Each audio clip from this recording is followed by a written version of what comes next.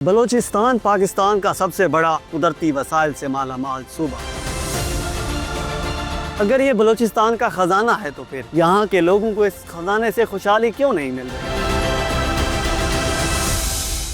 रेत के तूफान में लिपटे इस बंजर पहाड़ी इलाके में जहाँ सूरज की तपिश ज़मीन को झुलसा देती है, वो खजाने छुपे हैं जिनमें किसी भी मुल्क की तकदीर बदलने की ताकत होती है। बलूचिस्तान पाकिस्तान का सबसे बड़ा मगर सबसे ज़्यादा महरूम कुदरती वसाइल से माला माल सूबा है, मगर ये दौलत यहाँ के बासियों के लिए खुशहाली की नवीद कम और मुश्किलात का पहाड़ ज़्यादा है।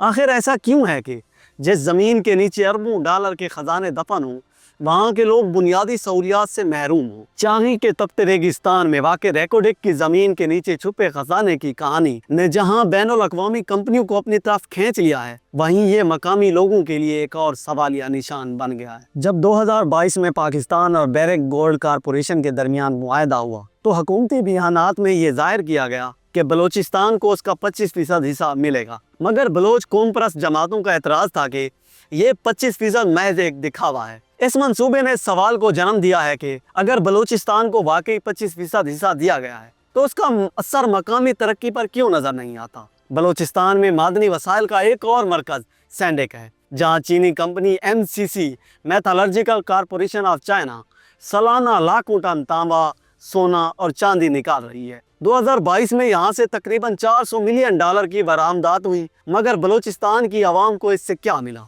बलूचिस्तान डेवलपमेंट फाउंडेशन के मुताबिक सैंडेक मंसूबे में 80% मजदूरों का ताल्लुक बलोच कबाइल से नहीं, मकामी लोगों को ज़्यादातर निचले दर्जे की नौकरियां दी गई हैं। अगर ये बलूचिस्तान का ख़जाना है तो फिर यहाँ के लोगों को इस खजाने से खुशहाली क्यों नहीं मिल रही? बलूचिस्तान का एक और अहम असासा सुई गैस है। ओगरा की 2023 की रिपोर्ट के मुताबिक पाकिस्तान की कुल गैस पैदावार का 45% हिस्सा बलूचिस्तान से हासिल होता है, लेकिन हैरत की बात यह है कि खुद बलूचिस्तान के 75% देहाती इलाके गैस की सहूलत से महरूम हैं। ये गैस पूरे मुल्क को तवानाई फराहम कर रही है, मगर बलोचों की सरजमीन पर आज भी लकड़ियाँ जलाई जा रही हैं। बलूचिस्तान में कोयले के वसी ज़खायर मौजूद हैं, जिनमें चमालांग, दुबकी और तुर्बत के कोयला फील्ड्स काबिल ज़िक्र हैं। बलूचिस्तान माइनिंग डिपार्टमेंट की 2022 की रिपोर्ट के मुताबिक चमालांग कोयला मंसूबे से $2 बिलियन का कोयला निकाला जा चुका है। पाकिस्तान का 70% मार्बल बलूचिस्तान से हासिल होता है और दुनिया भर में बरामद किया जाता है, मगर क्या इस रकम में से बलूचिस्तान के अवाम को कुछ भी मिला है? बलूचिस्तान की तरक्की के सबसे बड़े दावे CPEC और गवादर बंदरगाह से जुड़े हैं। 2015 में जब पाकिस्तान और चीन ने $62 बिलियन की सरमायाकारी का मुआहदा किया तो हुकूमत ने यह दावा किया कि गवादर तरक्की का मरकज़ बनेगा, मगर हकीकत उससे कहीं मुख्तलिफ है। गवादर पोर्ट 40 साल के लिए चीन को लीज पर दे दी गई और यहाँ से होने वाली आमदनी का सिर्फ 9% हिस्सा पाकिस्तान को मिलेगा, जबकि बाकी चीन ले जाएगा।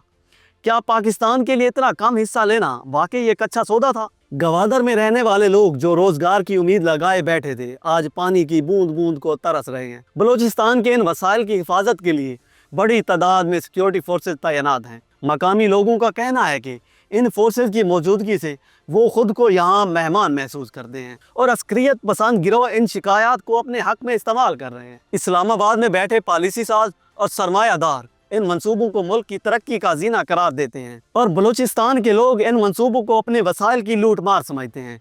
Institute of strategic studies Islamabad के मुताबिक बलूचिस्तान में जारी तनाज़े की एक बड़ी वजह यही वसाइल हैं। तो फिर क्या ये तनाज़ा कभी हल होगा? क्या हुकूमत और कंपनियां मकामी लोगों के खदशात दूर करने के लिए संजीदा इकदाम करेंगी? ये फैसला अभी बाकी है। बलूचिस्तान के दहकते अंगारे शायद अभी मजीद जलेंगे। क्या कोई इन अंगारों को ठंडा करने के लिए कुछ करेगा या ये आग हमेशा भड़कती रहेगी?